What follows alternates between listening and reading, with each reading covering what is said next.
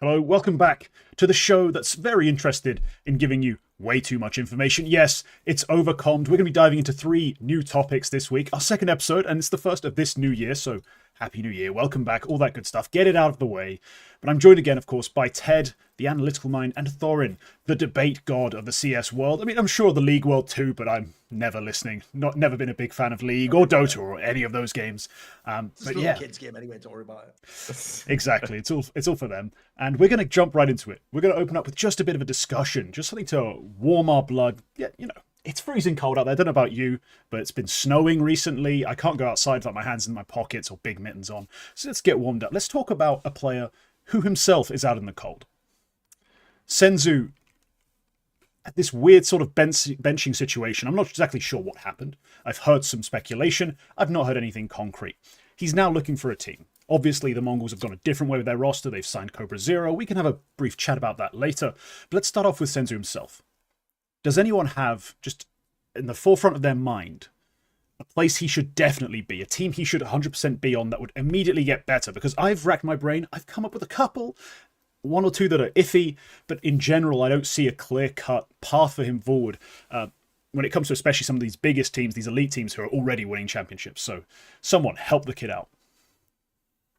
Well, I think we were talking Senzu, by the way. One thing to clarify, are we talking Senzu as a rifler, or are we talking Senzu as an AWPer? Because that was out there in the information stream as well, that he's open to transition as an AWPer. Now, I want to start it off by saying, in my opinion, that would be the biggest mistake ever. And that was one of the things that I was getting worried about a little bit after FlyQuest removed Regalia, and it was still not announced that Story was going to go there. And then Senzu goes out and says he's open to transition to an AWPer. And I'm like, please don't do it.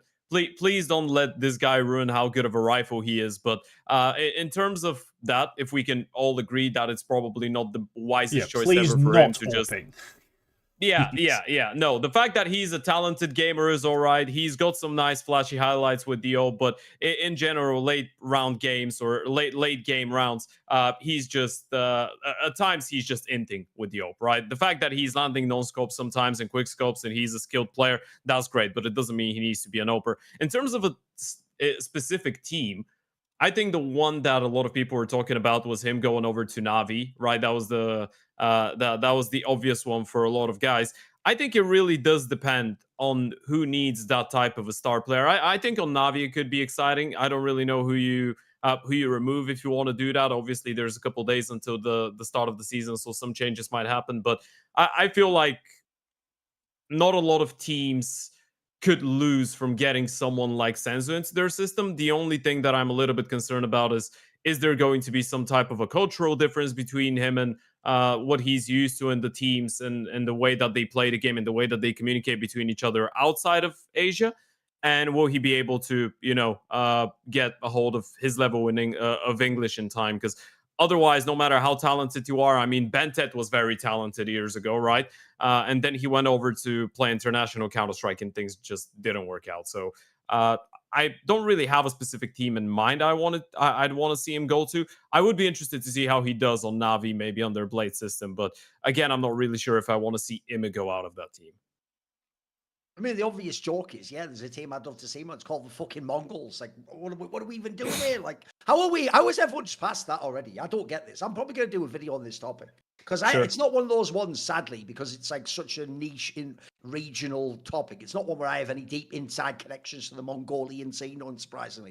So at this point in time, I sadly have to just assume we're never going to get an answer to that, because if it was going to leak, it would have leaked by now. And if it was anything that either said, put it this way, here's my quick way of rationalizing this. If Senzu himself had been wronged, I think almost certainly it would have gotten leaked out somehow, maybe not directly by him, but by some other source. And if actually Mongols had something outrageous done by Senzu, I also feel like it gets leaked eventually in that scenario, like you probably wanted to make it seem like you're not idiots for cutting your best player or him benching himself or whatever. So to me, it actually just implies it might be something as simple as what was said, like he's burned out or whatever. So then my obvious question becomes, well, if you're burned out, but now you're back, but not for Mongols, does that mean you don't want to play at that level? Do you not just want to be in every semi-final? Is that the issue? Is that what the burnout was caused by too many events? So if so, then immediately, unfortunately, it ruins this conversation, because notice we're trying to put him in the best teams we can in the HLTV top 10. Like, If instead he wants to play for just whatever, then maybe he has to play for like fucking Nip or Gamer League or something ridiculous. But that isn't really a sexy move for us, is it? Because we're imagining peak Senzu like 4 months ago and putting him into a bunch of squads. Like, by the way, we'll go through a few of them. Also, I have to say at the top, I immediately, as soon as Mongols got good, because remember, when they got good at the end of 2024, they were like a make it to the playoffs, then also run. It took them like 6 months to get good in playoffs. So actually, I thought back then, why is this guy going to stay in Mongols? Where's Mongols going to go? I didn't know they'd get to the top of the scene. Sure. So I thought back then he's the obvious person people should scout. But I was told back then, look, it's different being able to like write a tweet in English and do like very simple English language interview. But people implied to me that most of the players in that team wouldn't want to play in a team that speaks English. So I also think that's a bit of a concern. If all of a sudden, presumably all the squads we're putting on the table are going to be, in fact, his tweets imply. I even think the AWP one's really worrying because that almost... The joke is, even though Rain did become an IGL, if you remember, Rain initially was just like, look, I'm going to get a new team. I'm also open to IGLing. Whenever they put in like the also, that's just like, can I just have a job, please? You know what I mean? It's like, look, if you don't like the first thing, fuck. Maybe I can clean up a bit, give you a back rub, like, give me a break. Like, so the fact he said that makes him sound desperate. So, like, the Na'Vi one's not a bad one if it's real Senzu and he's not open. Like, I assumed the obvious angle there would be, despite fans, I doubt they're replacing him. I imagine the angle would be you just replace Mikaze. With that said, though, didn't he just have an awesome fucking run at the major? Like, that feels like if you Blade isn't the guy to me who like chops and changes quickly. I feel like if he sees potential, that's more like the move you make in 3 months, you know. So the Na'Vi one's not a terrible one because people are just trying to find a way to put Na'Vi back to the top. I think obvious ones are just squads that are like big names that don't have this sort of player. Like FaZe is an obvious one. Don't know what the overlap would be with Twist's roles, but you could see him fitting in a squad like that. G2, a lot of people would say some of the people in that. I mean, again, I don't personally. By the way, I think almost none of these teams will make a roster move. Like, I think FaZe doesn't have the money to. I think G2's already got their roster set, and actually they're willing to give them a whole extra season. Team Liquid's another one, but again, what am I kicking out fucking Nerds or something at Liege? Like, it's hard to make these moves. So the problem is, I do think all these teams he could on paper improve, assuming he can speak English, he's not burned out, and he wants to play at the top level. But actually, if you notice, it's not at the beginning. It sounds like you could put him in almost any team that speaks English, but actually, I think these conditions that we don't know the underlying circumstances of, they actually sort of ruin the move for me a little bit. Like, it's actually hard in good faith to do any of these moves. Yeah, I've got a... Yeah, basically, I've predicted that it will happen. I think the Na'Vi move is too obvious, and I hate it because in the past I've said a move's too obvious. Clearly, it's just going to happen, or it's not worth even discussing, and then it just happens. I feel like a bit of a mug. So this time I predicted. I do think he ends up on Na'Vi. I think of all the teams that are at the top and that, well, realistically want to do more, like want to be better, I think Na'Vi... You don't call yourself born to win, then accept 4th place at best for your entire season. Like, that's just not somewhere I think they should be philosophically. Like, in their minds, they shouldn't be there. One as well is, remember, like, who knows why, but for the last month, it's just been, the space has been flooded with totally unconfirmed rumours that Alexi B's leaving. But the point is, you can't quite tell, because to me, it's implied like it'd be him choosing to leave to go to Falcons or something, is what they're trying to imply. But because it just seems bizarre to imagine they would ever consider kicking him. No, because I've seen the connection. Senzu will go to Na'Vi. This is leaked by some... the one that Russian says that Im is going to IGL. Ima's IGLing and Senzu's coming in for Alexa. I'm like, this is idiotic. Like, they would not do this. You wouldn't take this risk. That sounds like a really bad move as well. And then on the other side of things, I see people like, yeah, they should send Senzu for Mikaze. I'm like, have you watched a fucking game of Na'Vi? What do you mean for Mikaze? I'm not trying to say Mikaze is irreplaceably good. I'm saying that just makes no sense in terms of the ways these players have thrived. It doesn't make sense to throw Senzu in for Mikaze. He's not a 35% opening attempt volume entry, which is exactly what Mikaze is, and exactly how Mikaze sparked new life into Na'Vi this year. They needed someone who'd be a bit brute force straight up and just dive straight into that. If you want to put him anywhere, we can have a conversation about him. And I'll be honest, I've been the first one to have that conversation at every single turn over the last year and a half. I do not think that guy is particularly skilled as a star rifle. Like, I don't see him as that. If you're talking about some fringe team where he's an IGL, he's a good fragger for an IGL. We're not saying he's not good, Kingt. What we're saying is he's not like fucking Donk Nico, like these players. He shouldn't get the setup he gets, basically. Yeah. But Senzu, give him a clear space taker, excellent structure and strategy, perfect flashbangs, because Lord Almighty, do they have great util. And yeah, I could see him thriving. I could see him matching, if not outperforming his output. I could see him actually being a star player. The question then becomes, as you've correctly identified, can he speak English well enough? Because I've seen that glazed over a little bit. I believe someone sent me a clip or referenced me to a clip that I ended up finding the other day of him playing in a show match, trying to common English, just in a show match. And it was a bit of a nightmare.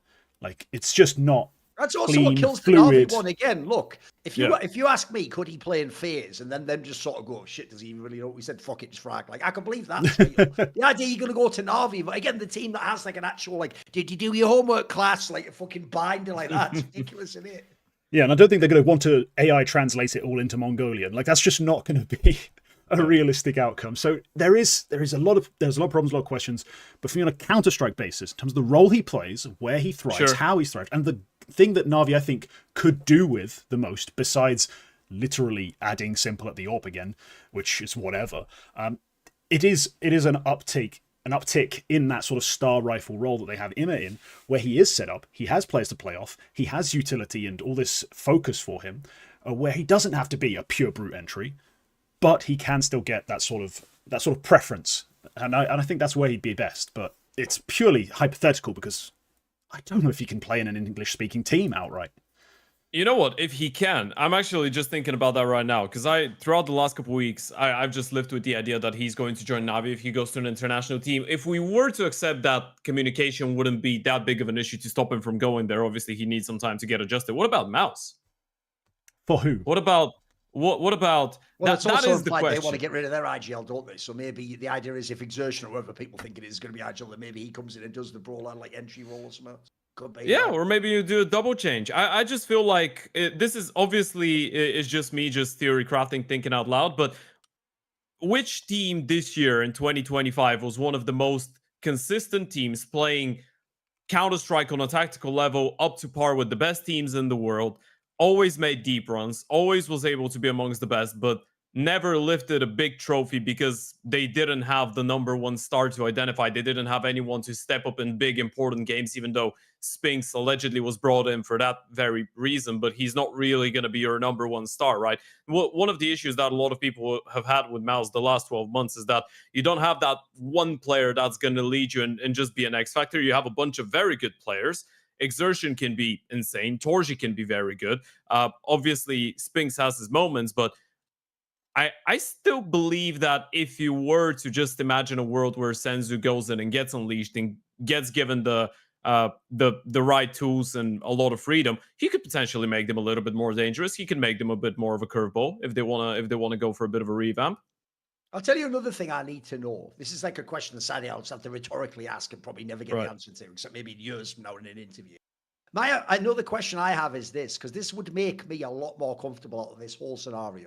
Is if even privately just hit me up, bro, send me the DM. I'll do the rest. All I need to know is this, right? I'm sorry, I don't give a flying fuck how many pictures I see of loads of Mongolian people sat on the floor watching the game. By the way, spoiler dickheads, you have stadiums, you sit in seats and watch matches. When you're all on the floor, you obviously haven't got the fucking infrastructure set up in your country to watch the sport, have you? So, okay, already that's a problem for me right there. Clearly, you're not making millions and millions of dollars.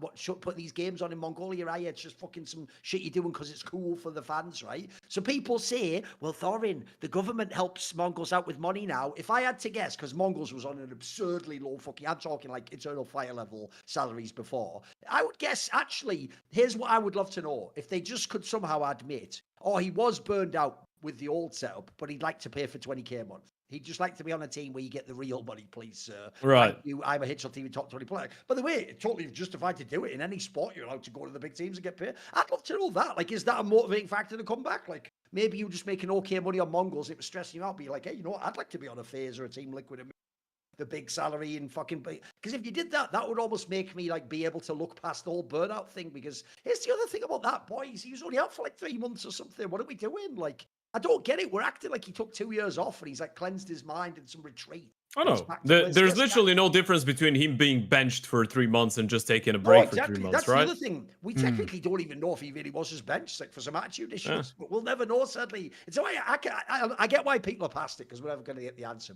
To me, every time I'm trying to think through these hypotheticals, these are what torture me, is these different angles of like, because it would change everything, wouldn't it? It's why I was so nervous even about being like, hey, you'll be back soon. Because like, what if he's just been benched? He was being a dickhead. Who knows, right? Or I remember everyone was scared it was like match fixing originally. Yeah, there's always some stuff harkening back to his past, like scamming people, match fixing, whatever it was exactly. I'm not Well, never that interested another in one that bites stuff. the dust. Try and add all those names to the list. Every single Yes. person has been Yeah, accused everyone of that. has at some point been accused of that, been involved in that allegedly. But the moves then become more interesting. When you look below Na'Vi, you look below Maus, you look at teams that aren't consistently making those top placings, teams that are struggling to do anything even vaguely competently. You mentioned the name offhand, Liquid. Yes, I would take him for nuts. And if I'm Liquid, I'm more willing to take the risk of him, not being that great of a communicator, and we have to teach him. Molodoi didn't come into his team with like perfect English, like far from it, and they had to really emphasize that to get him up to speed. And it helped that he had a lot of talent. The Liquid move for Nertz specifically, for me, that's the no-brainer, because Nertz doesn't play the primary aggressor, does play some playmaking. It's a good spot for a Senzu to land. That good, has he? Like, Nertz has not been that good, exactly. Nertz, maybe the short move teams, In that sort of conversation, just Nertz hasn't been good enough, really, for the roles he has. I mean, Elijah's come in, taken the brunt of those openings, because he was taking a lot more openings back before, and it just didn't seem to suit him. Even now, with that load taken off, he's just not found his groove. Yeah, I'd like to see a Liquid Senzu. If I can't get the perfect world, I guess, perfect theoretical, just on paper, how the Counter-Strike's played, Na'Vi Senzu, a Liquid Senzu would be logical. It'd make a lot of sense. But yeah, if we see him start to plummet, like if he does end up playing for Gamer Legion, or if he does end up with an org that's like I'd say an Asian team that wants to create like some weird mixed super team that goes fuck it, like maybe a Tyloo. I don't know who it is exactly, but someone goes and takes that risk.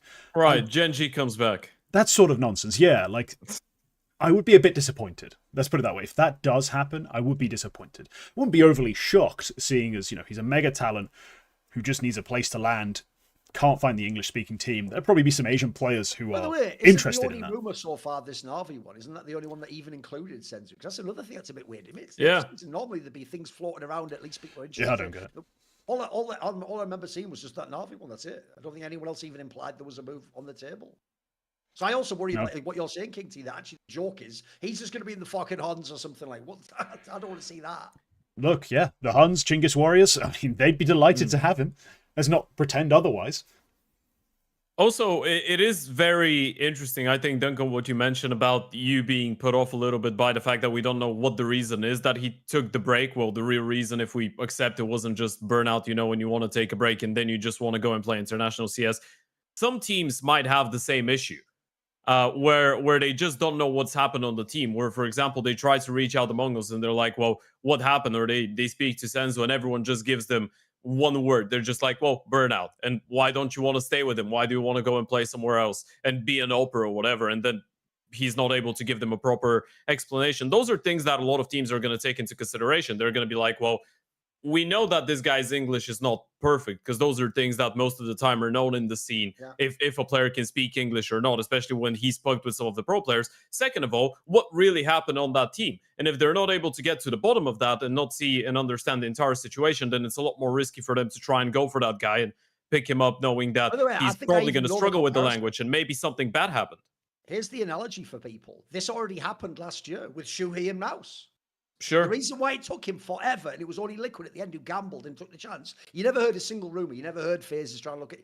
Everyone else in the scene was so scared he must have done something, because it's the same question I have to Mongols now, which is, why don't you want this guy? Like, this guy in theory was really key to your team, even more so with Senzu and Mongols, in my opinion. Like, the problem I have is there's one way this works out that's not that bad, which is that you yourself, it wasn't your choice. He chose to step down. In that case, sure, no problem. Mongols, you can go. We don't need you. But if in any way it was Mongols' choice, if I'm another top org, I sort of need to at least have a clue as to what it could have been. So that at least I know that if I've got the right, like, for example, even if it was just something like you had some irreconcilable argument with the coach and, you just both like are stubborn, so you can't play, right? Well, then now I know if my team's one that's got a very strong, now maybe Na'Vi can be the team that signs me, you know what I mean? But if I don't have even a clue, that's what I find so worrying, because this just feels like fucking when you sign someone in football and then magically he's injured the second you sign him. Like, why did I do this? That might doom my whole org signing this guy. Yeah, information on that front would be helpful for us. I'm sure, again, the orgs are going to care more. They're going to ask more.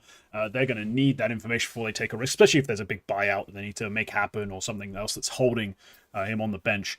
They're going to want to know that information. 100% agreed. And we are in the dark a bit, so we are purely speculating. That's why we are basically just talking about just any old team. Like which team could take him? Which team could take that risk? Why not? And if at the end of the day it ends up being no one does take the risk, he does ride the bench, he does have to try and make something work in Mongolia, so be it. We can't change that, obviously. It would be funny to see him, especially if we talk about it in 3 months again. We had a brief sort of conversation before the show amongst us about 100 Thieves and their mess of a project. How long before someone like that comes knocking? Someone with a lot of unproven pieces, money to throw at him for a salary. Maybe he does end up replacing one of them. Moves like that. That's a good gamble for a team like that if he's willing to join. Yeah, why not? We'll pay for you to come to Europe. You got to grind some cups. You got to take some trains or some planes out to Bucharest or wherever the hell else in the Balkans. There's some kind of land happening. Maybe you're going to Sweden this week. Good for you. It's going to be cold now. It's going to be an awkward sort of conversation or pitch to make for him. But it might come down to that. Hey, if Device and Rain agree to it. Sure. If Device and Rain agree to it, maybe he they're going to be farming the Draculans. Draculans. Yeah. Well, yeah, beggars can't be choosers in that sense, and the fact that he's already talking about AWPing is not a good sign. Let's move on. Okay. We're going to have a bit of a debate now. We're going to start talking about this. This is a sort of a pressing issue for me that comes up a lot. Like, it just, in my comments, I've started, like, I had opinion polls where the comments have been flooded with this, just about AWPing in 2025 in CS2 and now going into 2026. Essentially, is AWPing hard or are AWPers bad? Like, that's the key question. And I think we're going to end up in a place we didn't really expect to when we initially asked the question, just based off some of the gauging we did before the show. But Thorin, I'll pose you this question, let you have your opinion on it, see how you feel about it. Is AWPing hard, or are the AWPers just bad? I mean, the real problem is this. If you think about Counter-Strike, the mechanics of how most of the guns are fired have legitimately been figured out for 20 years. So it's not even like it's in each game. Yeah, the spray is a tiny bit different on like the AK, for example. But in how you burst, how you tap, how you use the pistols, and the slow firing style, all the AWP mechanics have been figured out for many, many, many years. So unfortunately, to me, I almost think the debate topic, even though it's a totally valid question because it is what like a fan would want philosophically to discuss, I think it's also almost an absurd framing. Like what we're basically saying is like, wait a minute, if surely both things would be the same anyway. Like, surely if AWPing is really hard, that would make everyone really bad. But essentially, could it just be that the gun is fine, but only 2 humans know how to use it? That seems totally implausible to me. That just seems like they would be the outlier that actually suggests it doesn't matter if they're awesome with the gun. If everyone else isn't, which is what I see the game as, then there's just fundamentally a problem with both the gun and then crucially for me, the balance of the game in some way. That's the other issue you have here. So I would say personally, I think that the AWPing is just very, very hard in CS2. I don't think it's that the AWPers are bad. In fact, the joke is, even some of the ones that have fallen off and aren't even AWPers now, an example would be Cadian. If you remember when Cadian used to AWP in Heroic, I always used to say, for me, he was right on the line. Like, he wasn't truly a star AWPer, but he was good enough with it, especially because he would win all those clutches. Well, you saw it in CS2, he still tried to go for every clutch, bro. He still tried to bowl a bunch of those picks. He just could never land them. He could get the odd clutch off at the end of a round, but he couldn't do any of the mid-game impact that made him so powerful as an AWP IGL. I think there's another reason why Fallen had to give the weapon up, etc. If you notice, a lot of people who were AWPers have willingly given the weapon up. Even James, like, that he doesn't have to do it anymore, etc. He was another one who was right on that line. So to me, if you look across the board, I think there's a bunch of reasons why. Like, one, that's a very underrated one, because it happened actually basically like in a way that people didn't take stock of is, bro, we're not even using the CSGO AWP. This is the one that has 5 bullets in the clip. Used to have 7. Like, that already means if you miss one, you can't do an ace on people rushing you on a site. Like, that changes completely how you play like Inferno and Banana, for example. You know, like, there's a million angles. So the bullet part one, I think it's just so clear if you look at the power of aggressive riflers that the PK's advantage is bigger in CS2. And I'll give everyone a very quick CS lesson, which is maybe, I know a lot of people won't be around from CS 1.6, and I'm going to talk about the beginning of Counter-Strike. I thought it was even 1.6. If maybe people have seen from old frag movies that famously the AWP used to be, in theory, incredibly OP at the beginning of Counter-Strike because, for example, there wasn't that delay when you pull the AWP out and it slowly comes out and scopes it. It used to instantly scope in. You could, in fact, even just do, without the AWP model coming up, you could press both mouse buttons and it would instantly do a no-scope in the center of the screen. But what's mad is that wasn't super OP. By the way, back then, most people didn't even know. There might be one on a team, and some teams that were the best had 5 rifles. And the reason why was because in 1.6, there was actually slightly more air acceleration. So you could also dodge more. So it meant that when the guy came on the corner, you don't kill him every time with an off angle. So to me, actually, like in the modern day, the AWP's only gotten worse over the last 20 years. Meanwhile, the game's gotten more and more skewed to things that aren't AWPing. And then lastly, I'll throw this other one in for you as well. I think the most because notice how some of these are like subtle things that elsewhere in the fabric of the game change the power of the AWP. Here's another one. We play MR12 now. In MR12, your options to AWP are so much more limited. And because there aren't as many rounds, you can't do... People used to do 1 million half-buys with MAC-10s and MP9s and stuff to farm that AWP. You don't get those extra rounds to luxury to get the guy onto the AWPs. I also think, if you notice as well, I feel like a lot of that, like, just save the AWP every time, just died in CSGO. I don't think you get that unless you have a superstar player now. So I think that, to me, I think across the board, it's just that the weapon's too hard. Because it's not like they're not trying to shoot the same shot. They're just not as effective as they used to be in CSGO. Yeah, I think it's a little bit... It's a bit wild to, as you said, to just assume that there's only 2 or 3 people in the world that can play this gun. And then again, I feel like one of the ways that I would put it as well, because in CSGO and in CS2, I've always been probably the most interested with the opening mechanic and the AWPers and the way that they play the game. I think the AWP in general is a lot more inconsistent in CS2 or the AWPers are more inconsistent for a bunch of reasons. First, the game is just not designed for the AWPer to be the most overpowered person right now with the movement and the dynamics, right? When you can have someone just Ferrari peeking you, and unless you're in the top 0.001% quickest people reaction-wise in the world, you're gonna die. This is not an easy one. Then it's a lot more punishing because, as you pointed out, the game is shorter. That means that you need to be a little bit more careful with the peaks that you go with. That's why a lot more AWPers are more conservative nowadays. They don't go for as many crazy plays because they know, for example, let's say you lose the pistol, you lose second, third. First buy round is round number 4. If you have an AWP out and you go there and you just die instantly and you lose that buy round, that means that you might end up playing an AWP, twice or 3 times for your entire CT side, and then you just get completely blown out of the water. It's very difficult to be an AWPer nowadays, I feel like. Then again, for me, it's very weird because I feel like, let's say 7-8 years ago, you still had the best AWPers in the world, but then there would be a bunch of people in the top 15 that you could point towards and be like, this guy's a very good AWPer, this guy's a very good AWPer. For the first time, I think, since I've started watching Counter-Strike, I feel like there is a crisis for very good AWPers in tier 1. I think there's a bunch of them that are great, but then you're looking at the teams towards the bottom of the top 10, maybe between 10 and 20th. There's a couple very decent ones, but then there's a couple that, let's say 7-8 years ago, wouldn't have been on a top 20 team, wouldn't have been on a top 30 team or whatever. So yeah, I do believe that maybe there is a little bit of a drop in the level, but again, we shouldn't forget, towards the end of CSGO, it was the same game for 10 years. So people had time to perfect the gun. Sure, it changed a little bit after the Kenny S era, but again, they had longer time to get used to the gun. Now the game has been out for what, 3-4 years. So maybe you give them a little bit more time. 4 years is even incorrect. It's been out for 3 years. So you give them a little bit more time. Maybe there's going to be more people that become as skilled as m0NESY is, right? Maybe you just need to get used to everything. And also another factor I feel like is people do realize how to counter the AWP a lot better nowadays. Back in the days, that was a bit of a joke that I think we had on a lot of Bulgarian teams. When you don't have the money to put your AWPer on an AWP, you give him an AK and you let him go and play towards the position where the enemy AWPer was, because your AWPer you're relying on is going to be the guy that knows how to peek the enemy AWPer, how to move, how to fight him to make him uncomfortable, because he understands what makes an AWPer uncomfortable. Now I feel like everyone understands how to make an AWPer uncomfortable. All teams are prepping much better. The utility is much more accurate. So it's very difficult if you're an AWPer and you're not perfect with your shots and you're not capitalizing on 99% of your opportunities to not get punished. Rarely, if you go into the higher level or the highest level, you're going to make misplays and you're not going to get punished. Just, I guess it's just guys like m0NESY probably that could bail themselves out of very difficult situations just because they're the best, like m0NESY's Shiro, but that list I don't think goes that long.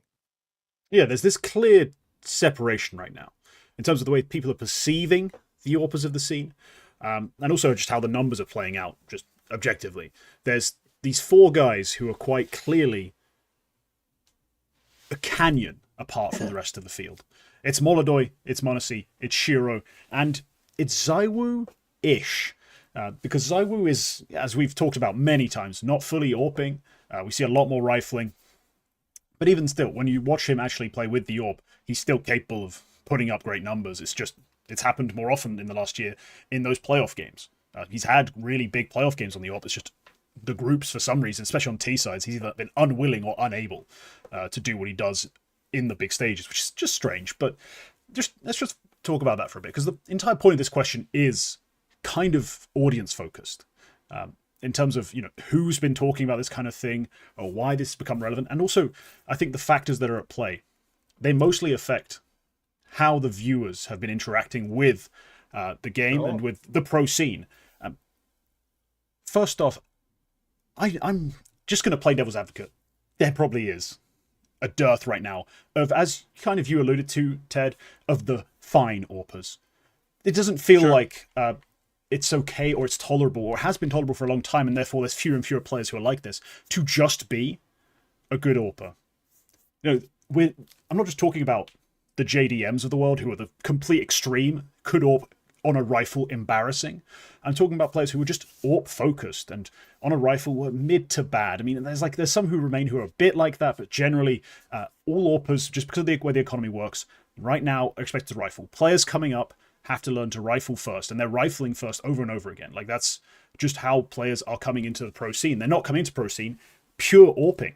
Like, we saw that transition happening early. Like, players were coming the other way. They were riflers who were getting forced into the AWP role on teams. And now in 2025, 2026, obviously now as we're actually entering, there's no one who wants to be an AWPer based on the way the scene perceives AWPing and the difficulty of it. If you're coming up, you're rifling.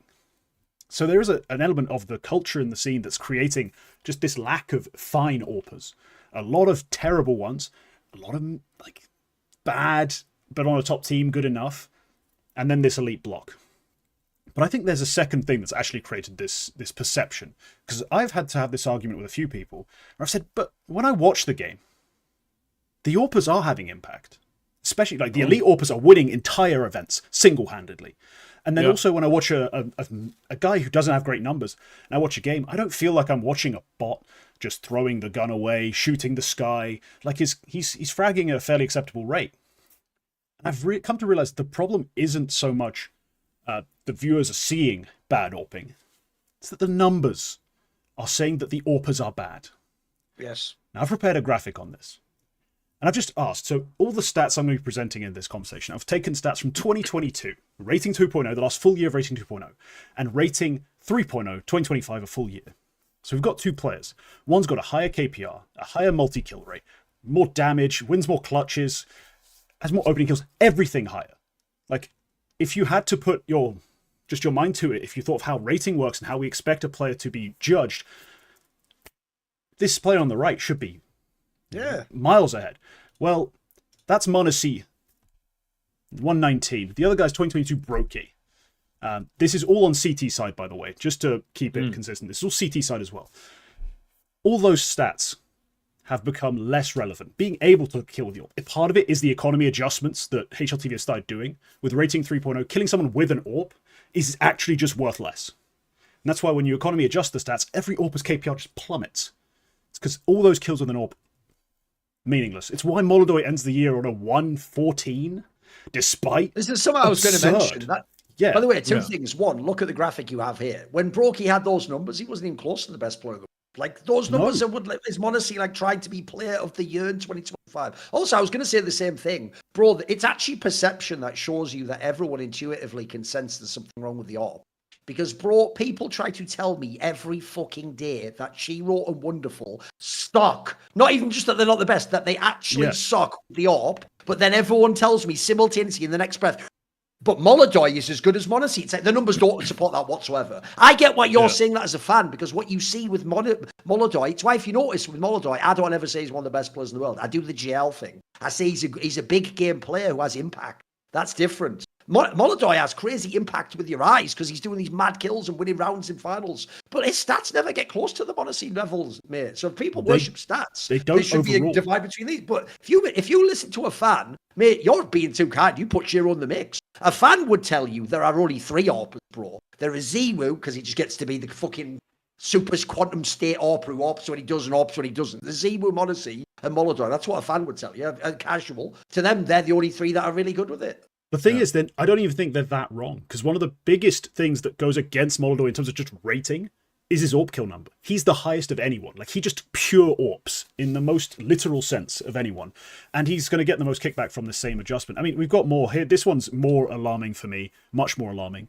Player on our right, left, I think left. Anyway, 0.79 KPR, higher multi-kill rate, higher ADR, higher everything. Of course, you'd expect them to be higher rated. No, that's Torji this year on CT sides versus Cadian from 2022. Cadian 2022 was getting better ratings out of rating. For a second, I thought that was 2025 Cadian. I was like, no, surely that should have been like 0.65. I'm not good at pulling all the images out. It's on Heroic, 2022 Cadian, but still, just look at the numbers. He wasn't doing anywhere near as much as what Torji did this year and got a much higher rating, hugely improved ratings. Everything that the fan has believed about AWPing being completely dead has been skewed. I'm not saying it's entirely wrong. I do understand the feel of the AWP is different, but it's I can tell you from memory, Acadian in that year would have been something like 1.15 rating, whereas everyone will know Torshi's like a 1.07 player or 1.05. Like the number is way low for the HLT rating. Yeah, sure. The ratings have been absolutely screwed. And the final comparison, there's no blind reveal. It's just Shiro v Shiro. He's basically the same player, if not better, this year, and his ratings are 4.11 lower. Like, need I keep going? A lot of the perception of why AWPing is terrible now is HLTV's rating adjustments. 3.0 has done some great things. Like, I've had many debates with Nero talking about pre-3.0 release, like what should and shouldn't be a thing. We've talked essentially about the idea of round swing a lot. The economic adjustment of the AWP kill, like having the AWP in your hand, making your kills less valuable, has demolished AWPers' ratings. And on CT sides, it's the most egregious because that's when they're AWPing the most. And you see it here with Shiro. He's the same player almost to a T, if not edging him out in terms of overall output. And he's just getting absolutely wrecked for it because he's on the AWP. So perception is a big problem here. I think we could see it. Hopefully it's tweaked and then that is crazy how big that one is, though. That gap is nuts. Yeah, it's ridiculous, right? And this is sort of thing where I've been theorizing it because I've been talking to people, watching games, seeing numbers, and just nothing was quite making sense. So I tried to throw this die much together. less? Did it just die much no, less? No, his DPR numbers are sub 0.6 all the time. Like, he just doesn't die anyway. Right. He's Shiro. His saves and losses are still high. I'll tell you another obvious detail I have to throw in here as well, which is if no one's ever seen when B-Trams and them do the stats, or it's not just Z-Woo, Monacy and Z-Woo are both incredible on a rifle too. So they're probably also pumping their stats up using the fucking rifle as well. Yeah, they are. I mean, and that's why I chose CT side, because that's where most of those guys are. If he's pure AWP, and it makes sense, he can't get to those numbers. You'll never get there. He'll never get a 120 with 0.7 AWP kills per... Oh, it's not 0.7, but you know what I mean. It's a ridiculous number of AWP kills, especially in the full buys. So yeah, that's but you know what's the charm of all of that, T? Sorry to cut you off. You know what's the charm? The charm of all of that is exactly what Duncan said. The charm is that now when you discuss stuff about AWPers, you know who's watched the games and who hasn't. Right? Yes, and that's the one thing that I'm actually a fan of. I know it's not supposed to be why the rating is there, because the rating is supposed to give you an average idea of how well someone is doing, right? But this is actually, I think this is decent if people don't give it too much attention, because now you know you're looking at a rating. It doesn't tell you the full story, so you're actually more motivated and stimulated to watch the game and actually see if this guy was impactful, right? Because then again, there's different types of AWPers. There's going to be people that just throw in the basic flashes and that's it, and people will just open the flash tab on HOTV and say, oh, this guy's got great utility. No, he doesn't. That stat is very flawed.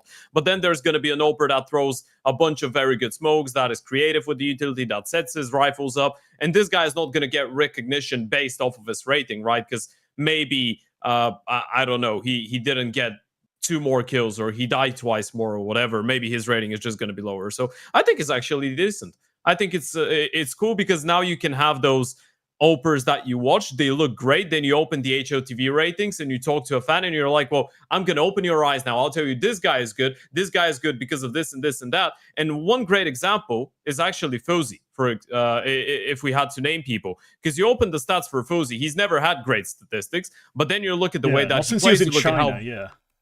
No, absolutely not. When he was on Tyloo and he played with Emmy on that lineup, which was the weirdest thing ever. But Wildcard Fuzi has never been magnificent statistically. Yeah. But then you watch him play. You look at the eye test, and Fuzi's making a lot of good decisions. Fuzi's going for a lot of aggressive peaks. He's a bit of a excused upon wildcard type of player, so you could probably compare him to Broky in a sense because he's willing to be a little bit more out there, but he can play very structured type of game as well. He's very versatile, supports his teammates, can rifle, can ope, but the stats never show it. And now he got picked up by Astralis, which, I mean, good for Astralis because apparently they scout to 12. But there is a couple examples like that throughout the last couple of years where a player would get picked up just because he's good and just ignoring the stats because in the end of the day, and I guess this is what you were trying to emphasize on, they just can't tell the full story. By the way, I'll give you another example of a player. I think the item is alien compared to the stats. If you ever watch Woxic from Aurora, he's a good player. His stats are trash, bro. Like, his stats would tell you he's an inferior. Like, remember, his stats you wouldn't even be allowed in CSGO, mate, as a support developer. Like, you'd get told you should be fired. Like, for an AWPer, that logically the HLTV rating says he's not doing his job. Whenever I watch him, he's actually good, mate. He's not Monacy again, but he's good. He certainly has impact. So Woxic, there's two reasons for that. Firstly, I agree with you on principle. If you watch Woxic and AWP with an AWP, pretty damn good. And then as a guy who's an analytics nerd, as well as a guy who watches demos, I went through all the deep numbers with Woxic, with all the AWPers, really, the big AWPers from this year. And when he's just got an AWP in hand in a full-by-full-by scenario, you know, the moments you're supposed to be impactful in the AWP, to deliver those rounds, his rating, this is a 2.0 estimate that Edge was giving, was... I'm talking, he's margins away from Molodoy, from Monacy, from Shiro. Like, he's that good with the AWP. The problem is, my eye test confirmed it, the numbers backed it up. He's a bum with a pistol and a rifle. And unfortunately in CS2, you need to be either really good on pistol so you can go straight to your AWP, like Molodoy used to do online all the time. You get a quad kill pistol, then be like, AWP, no armor, bring it. Or you need to be able to rifle well enough to keep your team in games long enough to like, win a few rounds in a row so you can justify then dropping a rifle over to someone, buying yourself the AWP.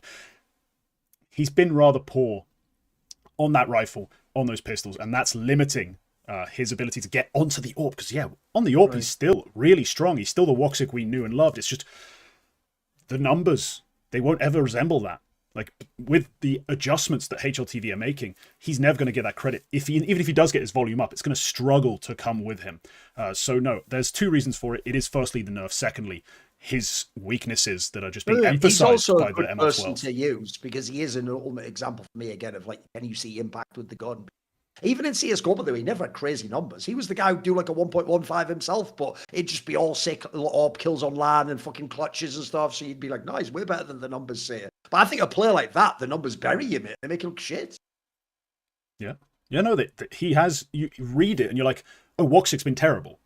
Then you watch a game with Woxic and you're like, you see him take the AWP out, hit a nice pick, you know, he does a variety of different opening maneuvers and different opening things. He flashes well, but then goes into a nice double kill piece. Like, this is just classic, clean, tidy, quality AWPing. Why is this not being reflected? And it's due to these factors. It's unfortunate, but it's the reality of it. So basically the conclusion I think we have to come to is there is an element of blame we can give to people who are not watching games and not watching AWP POVs especially for believing AWPers have all fallen off. Because the stats have warped that into being the reality. There are a few players who can escape it, and they've done it primarily through being insane on rifles, and also some of them being insane on one thing you're pointing out here, I'll tell you another thing I'd love to see someone run. Run the last year or two of CSGO, and then run the first year or two of CS2. And what I want to see is, do the AWPers actually just use the AWP less relative to how many gun rounds there are? Like, is it the case that Zebu and Monacy both just use the rifle more on, like, T-side nuke, for example, or something like that? I would suspect they do. Like, actually, from this discussion, it feels like actually to be even the ones that we're seeing are the gods of the AWP. They also then just stick on the rifles and boost their numbers and then do the AWP when it makes sense. They're not just pure AWPers in the old sense, right? Yeah, so Shiro is, on full buys, is just using the AWP, right? Pretty much. Like, these guys who are the primary AWPers, not Zaiwu, ignore him, but guys in actual full buy rounds are 50% or more on the AWP. They're still using a good chunk. It's just about... T-side, it can be far less, and Zaiwu was a majority AK player this year. These guys are then afterwards facing ecos and facing that sort of the early mess of the meta quite comfortably on rifles, and they don't need to. And they frag out really well. Shiro's an underrated rifler. Monacy is a fantastic rifler. Like, these guys have got other places they can go in terms of options that they can play with. They don't have to stay on the AWP. They don't have to use it. And that does create a slightly different sort of view. I'd assume you're right. Late go, MR15, people are really confident on the AWP. There's a plethora of AWPers putting up 120 ratings, 115 to 120s, and we found out a part of it why, because, you know, the stat sheet matters at the end of the day to these players, to coaches, to GMs. It's always been relevant. Some of the stat sheet sort of scouting I've heard of and seen is, you know, testament to that. So I do think that's all had an influence on the meta, as well as just being, you know, early on in CS2 rather, we did have that extreme peaks advantage. That has all been slightly nerfed and gradually brought into bear. Like, it's not as OP to wide swing. That's why the only entry left putting up ridiculous numbers and ridiculous efficiency on wide swings is still basically just donk. Like, Malbs are slowly slowed down. Xertion is slowly slowed down in CS2. They're not the monsters they were in 23 and in early 24. That has all been slowly chipped away at. So the reality is that it's a lot of perception that's limiting AWPing, I think, in terms of people being willing to force it out, being willing to try it, and then also the community feeling like it's just been utterly ravaged. Yeah, the one thing with the AWP is that type of a gun that you can play and be very efficient if you understand exactly what the meta is and you're very comfortable with all the timings, the ways that you're going to get peaked, the ways that you're going to get cleared. And I guess, especially if you look at the first 2 years of CS2, let's not forget, by the way, at the beginning, maybe the first half a year, maybe a little bit more, the AWP was very, very, very bad.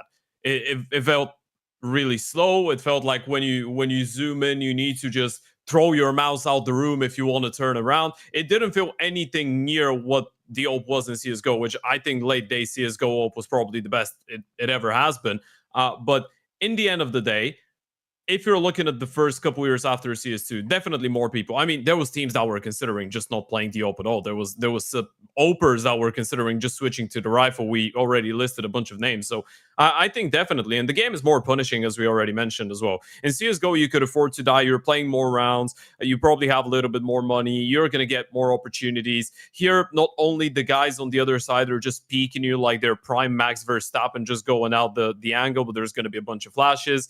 There's going to be people with good spacing, and then you know that if you die, you might not get it again until the end of the half. So I'd say it's probably pretty accurate. I'd say for a lot of teams, it just makes sense not to risk it as much unless you're very hardcore, you know, like a Shiro on the CT side or a Molodo, and you've just decided, you know what, I want to go glass cannon and I want to be the difference maker. Unless you're on that type of a level, I'd say maybe outside of the top 20, you don't see too many just wild glass cannon pickups out of AWPers. You're just going to see them go to the rifle and be like, I'm just going to get a bunch of Uto. We can be as impactful either way, especially T sides. On T sides, people just barely play the AWP.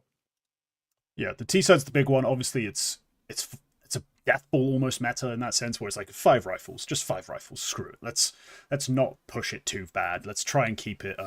Actually, one thing you're bringing up here that's making me think as well. To be fair, if you remember, I actually do think CS2 has massively emphasized people doing half buys with like SMGs compared to CSGO. It was only maybe at the very end of CSGO that people did that as much. Like, it is very common that people do. You don't wait for like the full 4 rifles to do the buy on TSET. You do like 3 and 2 SMGs, and people go through a smoke. And actually, the entry players and even at the end of CSGO were already doing way more Mach 10, etc. That also will fuck with an AWPer. Like, remember the classic way you shut down an AWPer is you close the distance. Like, you put out the utility and you rush him with a Mach 10. It's really hard to shoot that guy with 5 bullets and you're gone. Yeah, that Mach 10, like, run out jump, wide swing behind it with a rifle, like, that's tough, because either you pick the flying target and you're getting one bulleted, or you shoot the guy who's swinging beneath, and then you're just getting peppered down by Mach 10 anyway. Like, yeah, there's been some really tough just economic people have the same joke as me. On CT side, it feels like all the IGLs that I shit at frag and just use the MP9 exclusively and go mid-range, because like you just have you can almost like accidentally get a kill with that gun, can't you? Like back in the day, if you had to use a real Colt, you get fragged immediately. So I also feel like that's why I say it's not purely just the AWP. I think some of the other things around like the balance of the game have just increased in strength elsewhere. It's left the AWP behind. Yeah. And lastly, one thing I've always said the AWP's always had a problem with in the history of Counter-Strike is, I put it this way, I'll give you the analogy. anyone's ever played a MOBA game, the reason why in every MOBA game, every normal player hates the jungler is because there's only one jungler on each team, and essentially everyone else doesn't do his job, so they all just see what he's not doing. So the analogy with the AWPers is the same. Because there's traditionally one AWPer in a team, that means 90% of people who play CS aren't AWPers. But also, or 80% or whatever. But even worse, because they don't use it, they just remember all the times the AWP's OP and that guy hits every shot, and they're like, it's fucking OP. So I think the joke is, you could ask a fan today, they'd probably, in casual mode, they'd probably say the gun's OP. Even though, as far as I can tell, it's actually the weakest it's ever been in the history of the game. No, you know what's OP? The MP9 is OP. That's going to be the real G answer out of a lot of people. That's the flip side of this. Sure. I think it intertwines, by the way. Now I'm going to actually give a slight argument about our AWPers a little bit worse. Now, because of everything that we've said towards the last, let's say, 15, 20 minutes, because of all the reasons that I myself have listed and both of you have listed, I don't think AWPers are worse. I don't think they're used to having to be that perfect as they have to be in CS2. Because the game is more punishing, because everything else is more OP, because you lose more if things don't work out, you need to be a lot more cautious. You need to make the decisions a little bit quicker. You need to be by the book, unless you're much better than everybody else on the server, to the extent where you can just get yourself out of every single sticky situation just because you're the best player in the world. Is basically what I'm saying. But if you want to be a stable AWPer right now, you need to make very fast decisions. You need your communication to be great, and you need to be picking your fights in a bit more of a wiser way in comparison to CS:GO. So I do believe the fact that I would say it's harder. I'd say it's very different than what it used to be in CS:GO. That makes some AWPers that are maybe struggling to, I guess, shift their mindset to the fact that the gun is a little bit different and the game is just a little bit different, look a little bit worse. So I wouldn't call them worse per se, but I'd say that maybe some people are still not used to the way that they should be a little bit more precise with everything that they do, with the rapidness of making decisions, with every single move that they make on the server. I just feel like the game is not forgiving for AWPers anymore. You're either very good or you're just going to get destroyed. So essentially, I think the case you're making for here is a shift in the meta of what it is to be an okay to decent AWPer. Because back in the day, you'd have AWPers who, a lot of them just littering tier 2, who do just crazy stuff, irresponsible stuff. But they kick the AWP back, and then the AWP is, powerful. Right now, AWPers need to be more Shiro and less m0NESY to be fine in like tier 2, tier 1.5, lower ends of the top 10. Right. Like, those guys just need to be they need to be more like Wonderful, who honestly, for me, ended up filling in that 5th slot very nicely. Yeah. It's kind of like the old saying, rules are rules unless you're powerful enough to break them, It's kind of like you can stick to the manual, but then if you're much better, so if you send, I don't know, because we're going to be taking a look at s1mple in a bit. For example, you look at s1mple playing in tier 2, tier 3 Counter-Strike. Sometimes he can bend the rules. Sometimes he can do stuff that is unorthodox, just because individually he's much better than everyone on the other side. He knows he's not going to get punished. But if you are not that much better than the teams that you're playing, you need to be a little bit more strict with what you're doing most of the time. No, by the way, I agree. Like, I would say, I even think that's why back in the day, the obvious comparison for Shiro was old device, wasn't it? I always used to say a lot of pros, actual real pros, top level win championship players used to tell me, Device is a bit of a pussy though, isn't he? Look how much he saves. I used to go, mate, if I was his coach or IGL, he's my dream AWPer. Like, he never takes an unnecessary fucking aggressive mistake. It's why another reason I always thought s1mple was the GOAT, and even he knew it and everyone else. Is he's the only AWPer who never fucking saved in like a 1vx. He just went for it every time because he was just so absurdly good. It's like, I could actually win these. Even though on paper, I should be doing a Shiro device and weighing up, does this make sense? What's the buy going to be next? He didn't do that, mate. He just went in and shotgunned everyone with an AWP, didn't he? Like, so to me, that even shows how drastically different the game was. Because I agree. Another reason I think Shiro is actually one of the most overhated players I've ever seen in CS2. Look, I acknowledge the part about he's not as good in finals and deep in majors. That's true. But the thing is, people act like he's actually like a coward when he saves. Mate, most of his saves are good. They're just good. Yep. Like, he actually takes the chances where he can get the kill. And then when it would be, here's the thing, in CSGO, yeah, you'd go for some of these rounds, but you wouldn't land him in CS2. I'll give you an example. If he does like a really early save where B gets taken on Dust 2, and he doesn't even try to attack it, yeah, because he'd just get killed, mate, just lose the gun. Like, this isn't 10 years ago where you could just run in and do some crazy no-scope. Like, you're probably going to lose that round. Like, unfortunately, I do think you also have to be more responsible with the weapon. You're going to get less rounds in the game as well, so you've got to be more responsible. You can't just throw ops away willy-nilly.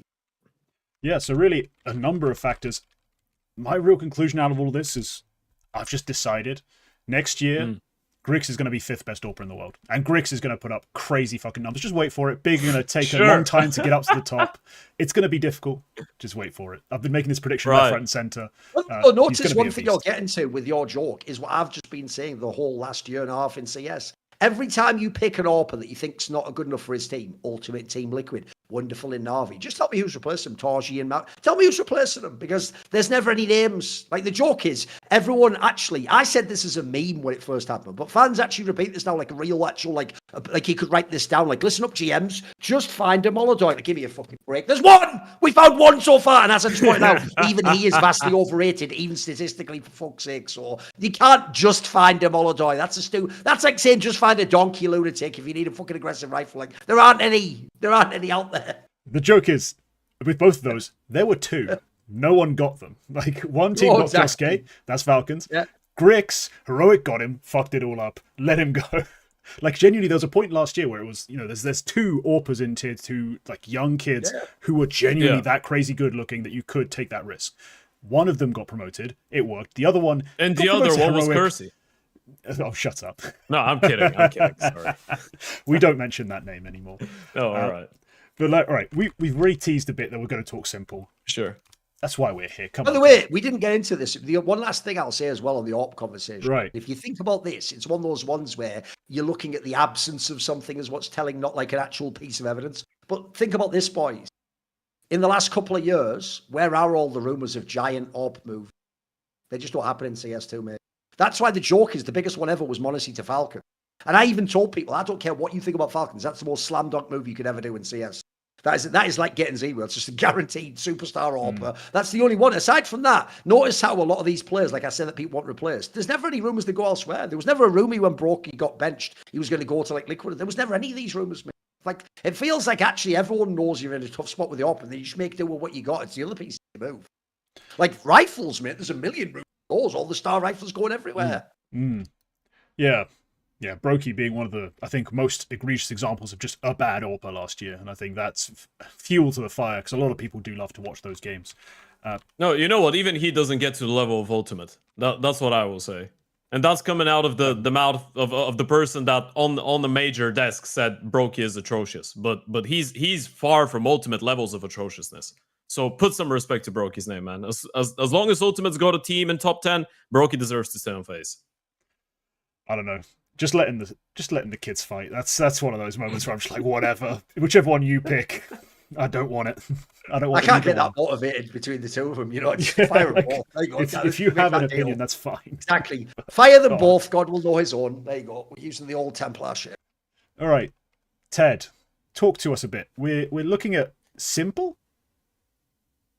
Yeah. So one of the hottest news over the course of the last 1 week has been the fact that Taz has been appointed the head coach of BC Game, and obviously they signed for allegedly a lot of money, the trio of Saw. So a lot of people are now wondering, how are things going to mesh in there? Is s1mple going to be able to elevate his individual level even more now that he's got a quote-unquote real in-game leader who's been able to get great results out of, let's say, average level players with not a lot of experience, without any superstars? So what we're going to be talking about right now is a bit of a description of what actually has s1mple been looking like throughout the last couple of months, but not statistically, not in terms of how many kills he's getting, but what is the style of Counter-Strike that s1mple has been playing, and how could that mesh with the style that Materis really calls? So the reason this is a bit of a weird conversation is because, as we already alluded to, going into BC Game, Materis is going to have to try and comply with what type of Counter-Strike s1mple and Electronic want to play to some extent, probably. Now, there's going to be a little bit of speculating there, because it is difficult to just say, well, he's going to go in and they're going to play Soul Counter-Strike. It's probably going to be a little bit different. It's probably going to be different now that you have two players that used to be superstars, that have all that experience, that are a little bit more explosive. But one of the main things that I was interested in watching s1mple the last couple of months, and the sample size that we're going to be working with here is 3 months, and we're looking at multi-view just to make sure that we emphasize on the points a little bit more, is that s1mple is showing us actually a lot of diversity in what type of an oper he could be around different maps. There's maps on which s1mple could be seen as very vanilla, maybe even borderline boring, if you want to put it that way. There's maps on which you can see glimpses of old s1mple just being very reckless, combat oping with the combat fighting with the OP, just going in for fights all the time, just challenging and wanting to make the team on the other side, on the T side, feel the pressure. And then there's maps on which you could see glimpses from old s1mple, but then you can see some of that hesitation as well. But the point that I'm trying to make right now is that I feel like s1mple, in terms of the decisions that he's making and in the terms of the freedom that he's demanding and how decisive he is with a lot of the things that he's doing, is not actually playing bad Counter-Strike, but it is going to be a little bit different than what Story was doing on Soul and how Materis was using Story. So to emphasize a little bit more on that, we're going to start it off with Dust2. We're looking at CT sides only because T sides for BC Game the last 3 months, I guess you could probably draw a line and compare to a Face-It puck at times, where s1mple is just trying to do what he can.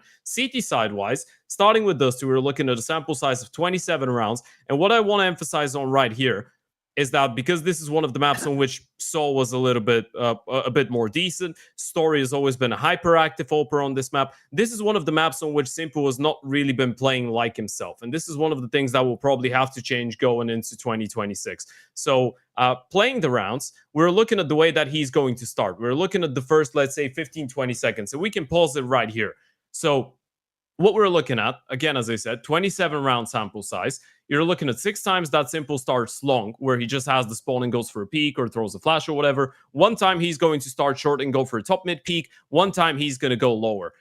Every single other time, this is 19 times he's starting middle. 8 of these times, he's just going to nade the smoke for a time on a timing, try to get a kill, then stay there, maybe nade a second time, and then rotate back A. This is a very, very massive proportion of rounds that tell you, well, this guy is just not doing anything creative. He's just not doing anything too special. And now, again, we're just talking CT side Dust2, right? There's more to be discussed. But this is one of the things that you can probably identify in the game of s1mple that is maybe desired to change going into next year, especially for an in-game leader like Materis that is used to relying on his oper. Because remember, he's never had those star players as the rifles. He's always had very, let's say, solid rifles, or at least he makes them look very good. But Story was a massive space creator on the side of Soul. s1mple has always been a little bit more of a punish oper, and by that I don't mean that he's not flashy. I don't mean that he's not entertaining to watch.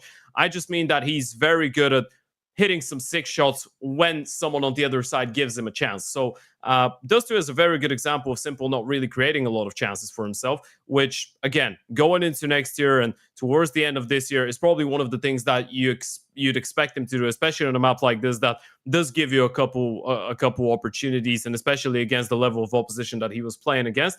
And this obviously is coming in with a bit of an asterisk because they were not playing against the best teams in the world. But yeah, moving into Mirage, this is going to be the, I guess, walk-in towards s1mple is actually here, but just on some maps. So when you're talking Mirage and s1mple, he was probably the inventor of the early rotation in towards the B-bomb side. After you go in peak window, you just instantly rotate. What we're going to see here is a lot more diversity. We can actually just play the rounds and see the way that he's got a couple rounds where he's starting B. He's got a couple rounds where he goes window, jumps short, goes palace for a peek. And those are all rounds as well. We're looking at a massive sample size of 46 here.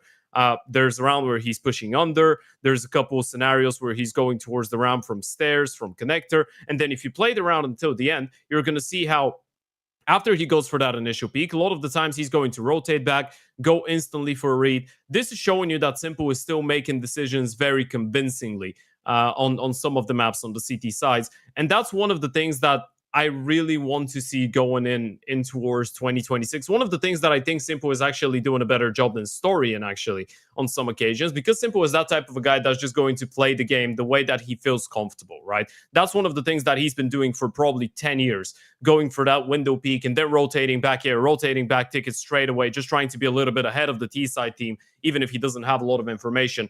That, to me, is given hope, regardless of the fact that Soul didn't really play Mirage. So probably, again, something that could change. And a map on which s1mple could look like his own self, and maybe one of the maps on which Muteris could let him play like he's used to, because Muteris himself probably doesn't have a setup ideology on how he wants to approach the map and what he needs his AWPer to be doing. And the third and final map we're going to be looking at is Nuke. The reason we're looking at Nuke, even though the sample size for BC game is just 12 buy rounds with the AWP for s1mple, is because this is the trademark of Muteris and the side of Soul. So I feel like there's a low chance that going into BC game, they're not going to at least attempt it, especially knowing how good s1mple was on that map years ago. But what we're looking at here, and I know you're going to like that one, Duncan, because this is a prime example of what s1mple is. You're looking at 12 rounds.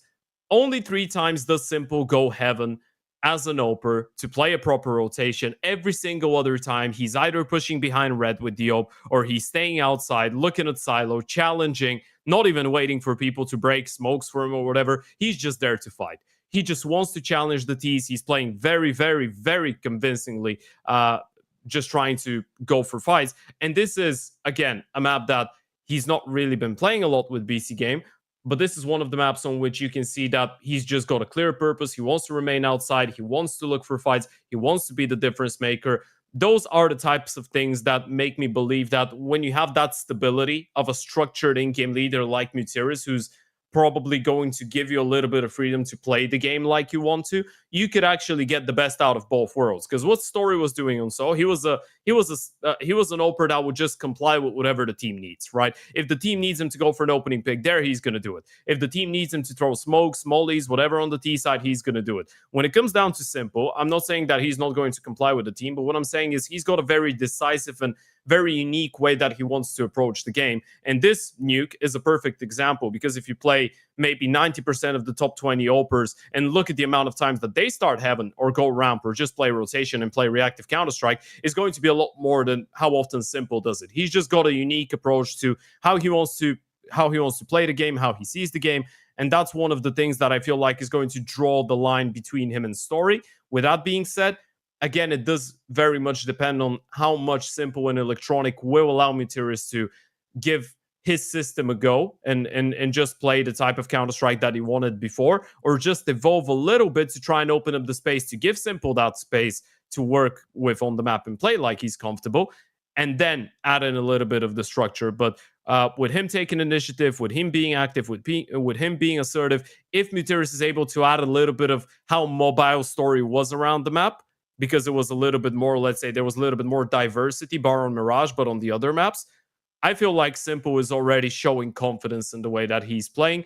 And again, for example, Dust2, maybe that's one of the maps on which Electronic could get a little bit more space, the Rifles could get a little bit more space. So I am seeing a way that this move could actually work in terms of ideologies between the two, but there's going to have to be some compromises made. Yeah, okay. It's one of those moves where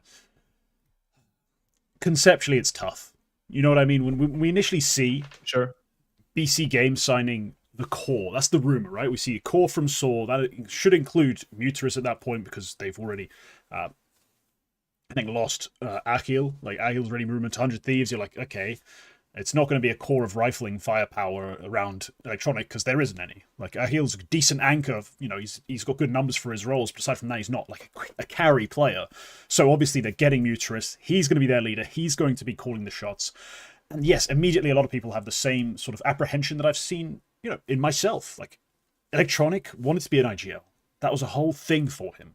And now he's going to submit to the will of an IGL who has, you know, been a maximizer. Like, he's min-maxed the hell out of rosters that I thought had no reason or no right to be in big event playoffs. And that's been my sort of calling card for Muteris. It's like, yeah, he gets so much out of so little in terms of elite firepower, in terms of real weapons.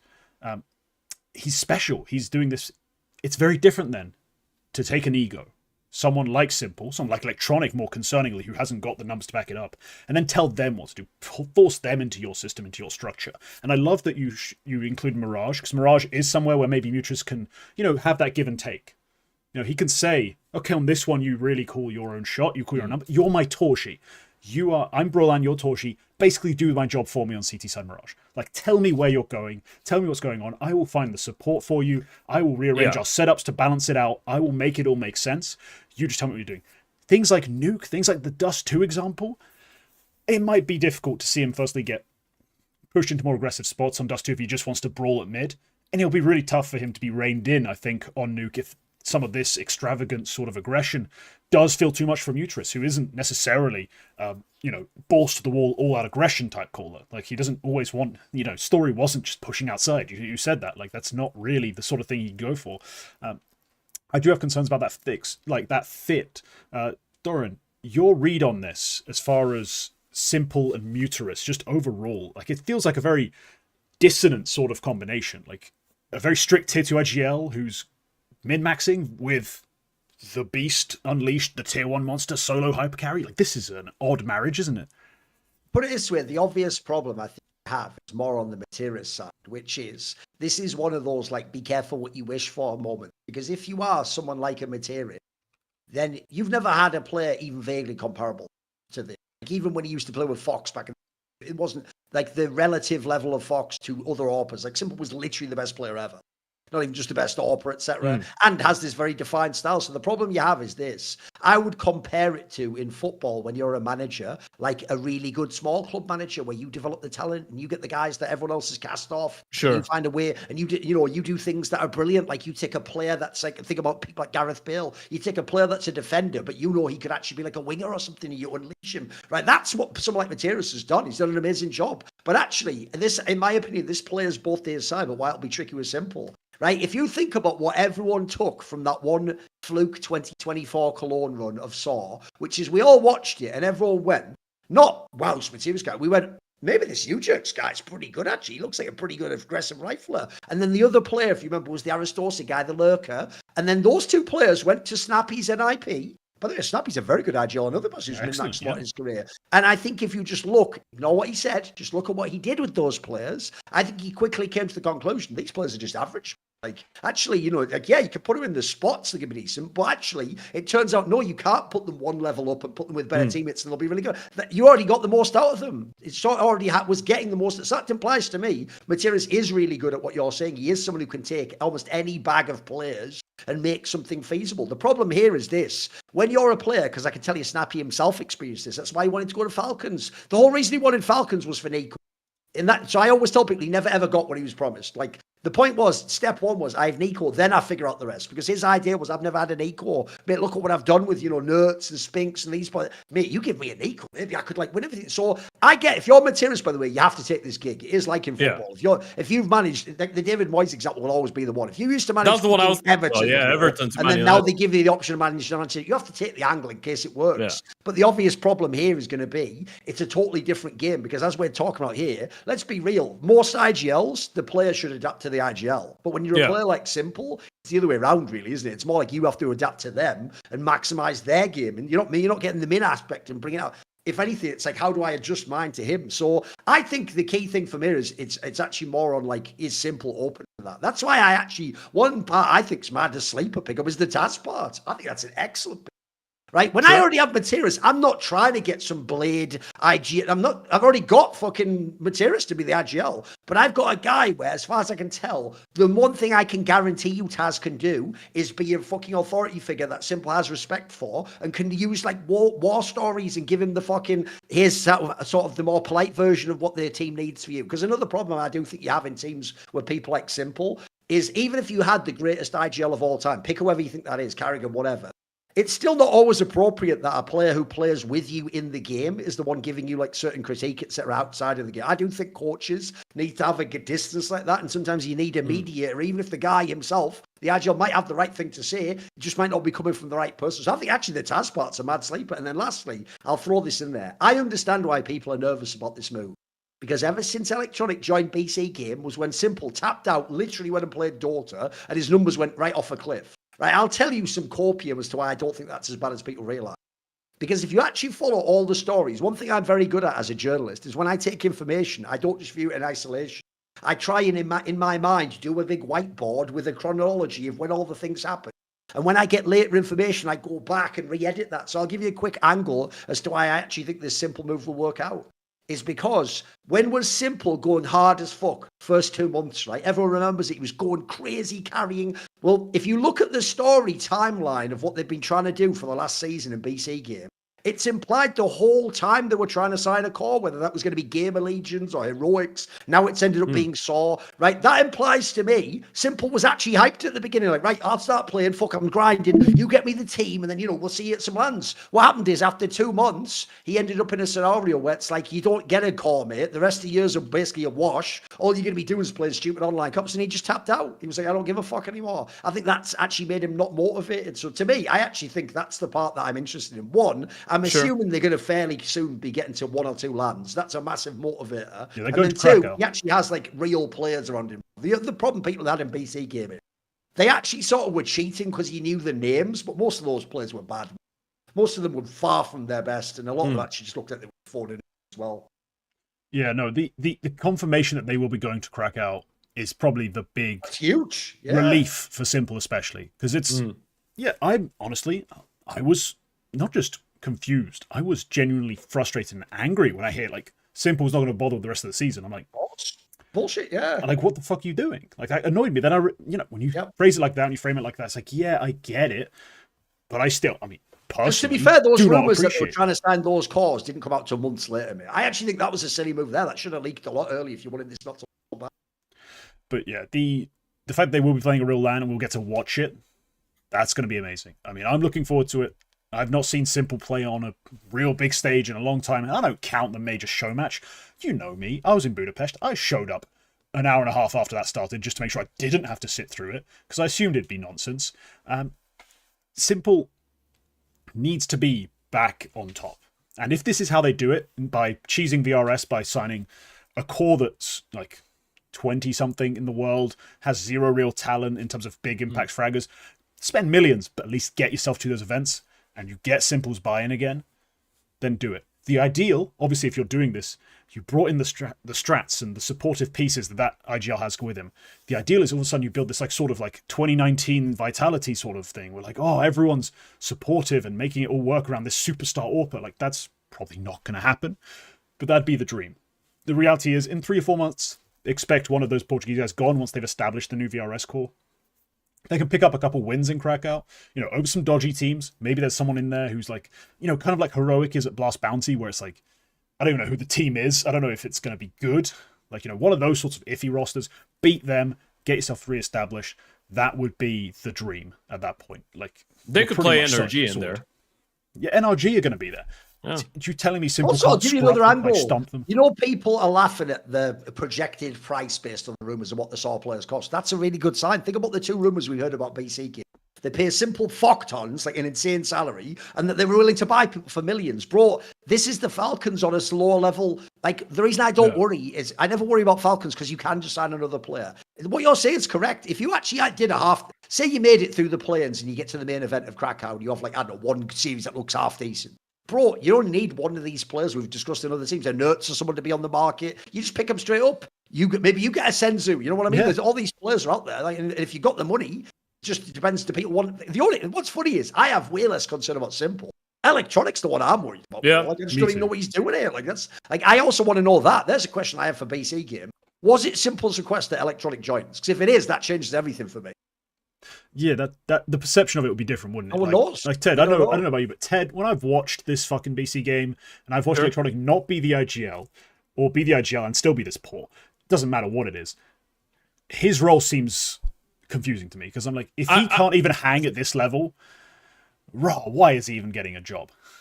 I think in general, first of all, Electronic has been underwhelming individually, but I think everyone could see that. I'd still take the last couple of months with a pinch of salt. That's why I'm focusing on, let's say, the good things that s1mple has been doing in the demo reviews as well for the last couple of months, rather than just look at the stats and say, well, he's very boring, he's very vanilla, because he isn't. Like, he's got those moments. But one thing that we need to understand, and that's the reason I didn't look at the T sides as well, is that BC Game was not playing the most advanced game in the world. And that intertwines with what Duncan mentioned as well. Imagine every single person on that team 2 or 3 months ago knew that they're not sticking together.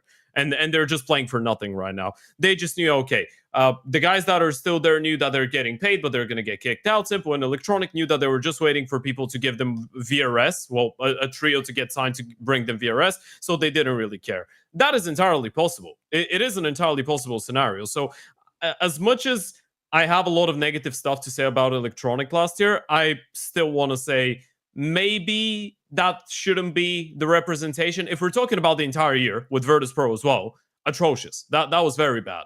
But then the last couple of months on BC Game are just a little bit weird. I do agree that he needs to step up. I think he's far from his prime and far from his best, and a lot of people can see that he's. It kind of feels like he's stuck in his own ways, and he's playing the same type of Counter-Strike that he was years ago. And this is something that he's going to have to try and fight within himself and, open his eyes towards maybe different possibilities for playing Counter-Strike in a different way, especially now that you have an established IGL who's a bigger name, even though he's not been in tier 1 for 10 years, but he's still been around since CSGO came out and even before that. So maybe there is a chance that Electronic respects him a little bit more and is like, you know what, maybe I should try listening to someone after not finding any success myself after such a frustrating year. So yeah, at this point, it doesn't really matter if he's the IGL or not. It's better that he's not, obviously. Yeah. I have not given up on Electronic fully, but I do believe that he's not going to go out of the team no matter how badly they do, because I am choosing to just be like, well, it is not a coincidence that he goes over there after s1mple joins. So I think the two of them have got their backs on this team to some extent. I think if there is changes, it's probably going to be the Portuguese guys in a couple months. But yeah, Electronic's not been excellent. I still want to give him a couple months to see how he does if he's willing to, listen to Materis and play within the system. Maybe he can be a little bit more decent. I don't think he can be one of the best riflers in the world anymore, but maybe he can just be good enough, That's why I told you the sleeper move everyone is ignoring is actually Taz joins as coach. Yeah. He can help about Electronic opening himself towards guy who's never been opinions. a world-class coach ever in his whole career. It was just a guy again, by the way, another person, like you're saying, they just look like a mixed team. That team was essentially, this is the s1mple waiting for real teammates project. Oh, wait, are you not one of the real teammates? Well, enjoy the next 3 months. Like, look, I'm sure it was worth it for the money. Like, they were mercenaries. But no one ever in that squad ever looked like they thought it was a real project that they were all building towards. And that next year, they were all going to be going to lands together. Like, if you even saw those names, bro, it's why none of them even flamed him. Have you noticed that? Even people like Nex and Andrew, didn't really flame when they're on the way out. Because they just know, like, I'm not even that good myself anymore, mate. I'm just doing what I can until I get replaced. Yeah, this was all long foreseen. And basically the conclusion, I think, from this show is Senzu. Duolingo time, and yeah, if you're on BC Game, and stay away from the try. Yes, stay away from the AWP. You're just doomed to fail. HLTV hates you, the fans will hate you too, and it'll all be in vain. Thank you all for tuning in live. We broke 200 concurrent viewers this week. That's very fun. We'll be coming back with another episode of the show soon. We'll let you know exactly when in the future. Join my Discord or look out on Twitter for the announcement. And yeah, thank you guys for joining me. Ted, Doran, thank you for your time.